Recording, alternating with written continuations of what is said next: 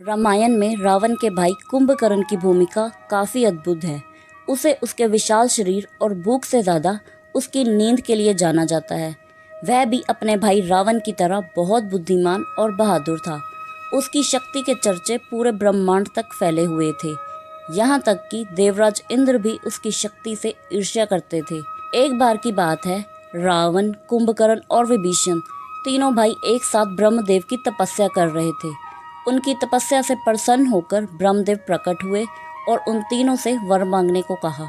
वहीं दूसरी ओर देवराज इंद्र को इस बात का डर था कि कहीं कुंभकर्ण वरदान स्वरूप स्वर्ग का सिंहासन न मांग ले, जो कि स्वयं देवराज इंद्र संभाल रहे थे। इस बात से डर कर वह माँ सरस्वती के पास गए और कुंभकर्ण के वरदान के बारे में अपनी चिंता व्यक्त की। उस समय माँ सरस्वती ने देवराज इंद्र की सहायता करने के लिए कुंभकर्ण की जीभ बांध दी, जिससे कुंभकर्ण के मुख से इंद्र आसन की जगह निंद्रा आसन निकल गया। इससे पहले कि कुंभकर्ण को अपनी गलती का एहसास होता, ब्रह्मा जी तथास्तु बोल चुके थे, परंतु रावण सब कुछ समझ गया था। उसने ब्रह्मा जी से उनके दिए हुए वरदान को वापस लेने के लिए कहा। इस पर ब्रह्मा जी ने कहा कि अब वह दिया हुआ वरदान तो वापस नहीं ले सकते, परंतु उसको कम जरूर कर सकते हैं। उन्होंने कहा कि कुंभकर्ण वर्ष में 6 माह तक सोएगा और 6 माह तक जागता रहेगा।